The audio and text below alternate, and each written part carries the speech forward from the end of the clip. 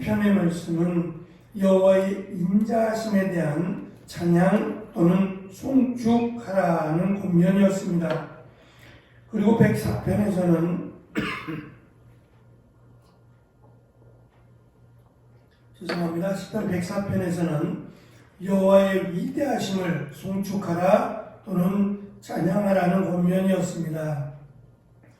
이어지는 105편은 꽤 긴 시인데요.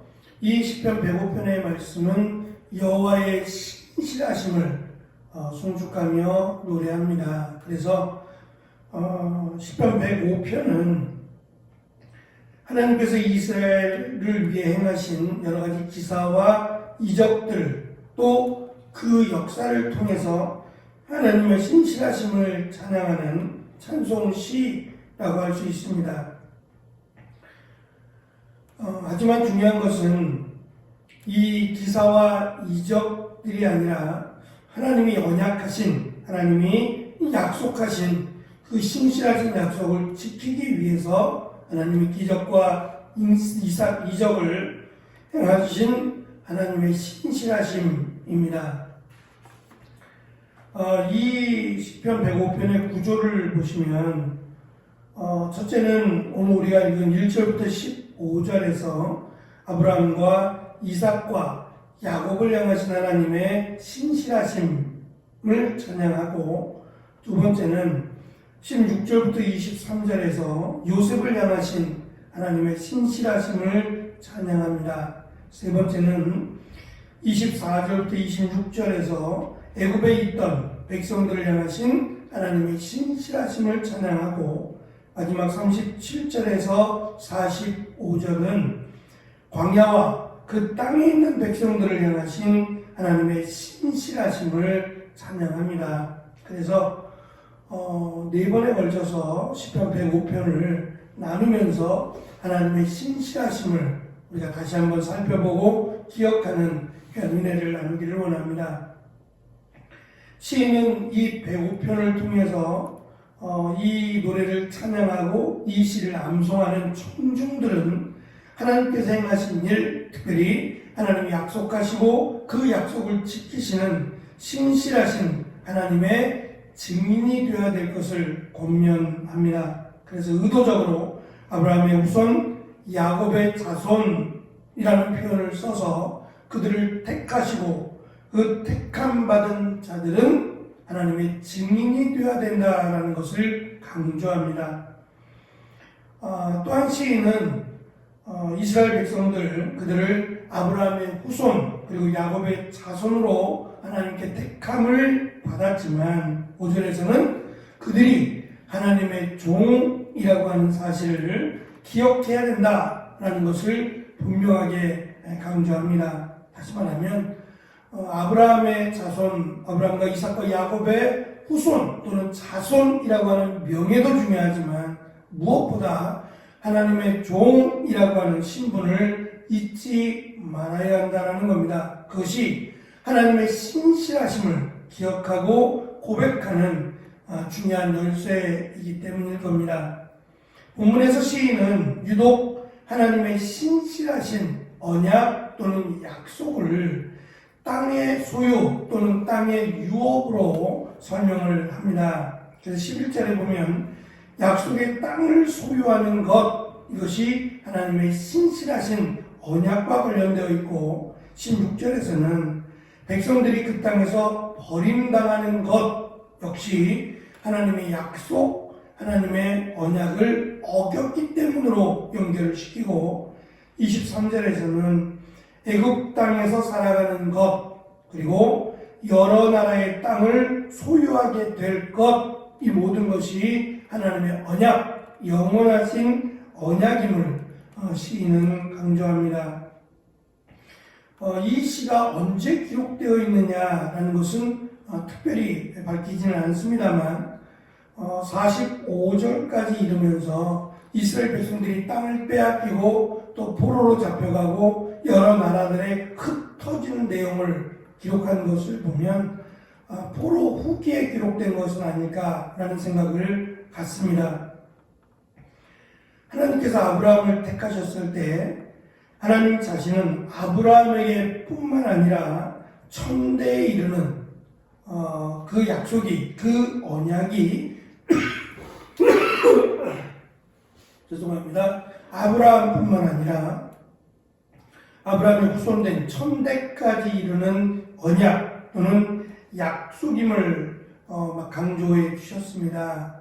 다시 말하면 정말 천대까지만 하나님의 언약이 유효하냐라는 것이 아니라 하나님의 약속은, 하나님의 언약은, 그 하나님의 신실하신 하나님의 언약은 영원하다는 겁니다. 그래서 시인은 비록 이 시를 노래하고 이 시를 기억하고 암송하는 이스라엘 백성들이 비록 포로로 잡혀가 있고 흩어지게 되어 다른 타국의 종이 되어버렸다 할지라도 영원하시고 신실하신 하나님의 언약을 기억함으로, 다시 말하면 하나님이 주신 언약 또는 율법을 지킴으로, 하나님의 말씀을 지킴으로 하나님의 약속이 이루어지는 귀한 은혜가 있기를 간절하게 소망합니다.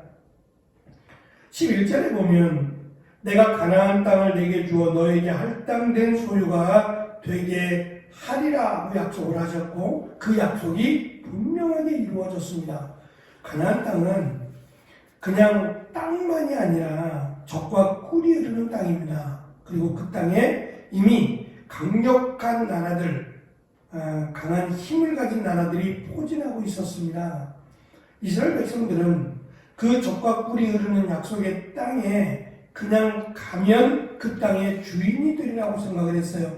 그러나 정작 그 땅에 도착해 보니까 그 땅에는 이미 손을 댈 수 없을 만큼의 강한, 그래서 마치 그들을 바라보니 우리가 메뚜기와 같았더라 라고 하는 정탐꾼들의 고백이 거짓이 아니라 있는 그대로의 사실입니다. 믿음의 눈이 아닌 현실의 눈으로 보면 그렇게 초라하게 보일 수밖에 없는 것이 이스라엘이었던 거죠. 하지만 하나님의 약속은 하나님을 신뢰하고 믿고 하나님의 약속을 지키는 자들에게 하나님은 분명히 그 가나안 땅을 유산으로 허락해 주셨습니다. 그리고 만약에 그 언약을 지키지 않는다면 그 땅에 버림을 받는다라는 것도 말씀해 주셨는데, 이스라엘 백성들은 결국 하나님을 버리고 우상을 섬기며 죄악의 길을 행함으로 그들은 그 땅에 버림받게 됩니다. 그래서 12절 13절을 보면 그때에 그들의 사람의 수가 적어 그 땅에 나그네가 되었고 이 족속에게서 저 족속에게로, 이 나라에서 다른 민족에게로 떠돌아다니게 됩니다. 그것은 힘이 없어서가 아니라 하나님의 약속을, 하나님의 언약을 무시했기 때문이다라는 겁니다. 그래서 시인은 다시 하나님의 언약, 하나님의 신실하신 약속을 기억하고 지킨다면 하나님의 약속은 유효하기 때문에 하나님은 다시 그 땅을 소유하게 허락하실 것을 분명하게 강조를 합니다. 그래서 이 배고편 44절에 보면 여러 나라의 땅을 소유로 허락하실 것을 강조하고 또 그것을 기대와 소망을 가지고 있습니다. 땅의 개념은 사실 우리가 이 땅에 머무는 것을 제한하는 그 장소이기도 합니다. 하나님께서는 이 땅에 대한 소유뿐만 아니라 하나님의 나라라고 하는 영원히 침노하지 못할 영원한 하나님의 나라를 우리에게 유업으로 약속하셨습니다.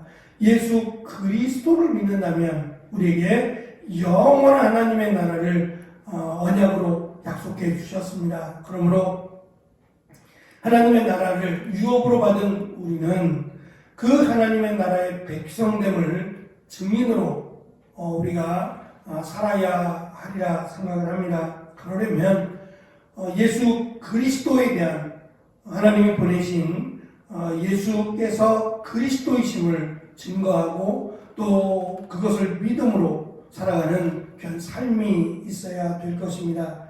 하나님은 과거 이스라엘 백성들을 약속의 땅으로 보내시면서 그들에게 현실의 눈이 아닌 믿음의 눈으로 볼 것을 강조하셨던 것처럼 이 땅 가운데 우리 역시도 믿음의 눈으로, 현실의 눈이 아닌 믿음의 눈으로 하나님의 나라를 바라보아야 할 겁니다. 그래야 할 때 저들은 우리의 밥이라고 고백했던 여호수아와 갈렙처럼 우리도 이 땅 또는 이 땅의 모습을 바라볼 때에 이 땅의 모습 때문에, 이 땅의 권세 때문에 주눅들 것이 아니라 오히려 하나님을 바라보며 믿음의 눈으로 이 땅을 정복해 나갈 수 있는 그냥 믿음의 삶을 사는 우리가 되어야 할 겁니다. 신실하신 하나님, 아브라함과 이삭과 야곱에게 행하신, 야곱에게 주신 이 신실하신 언약을 지키신 그 하나님께서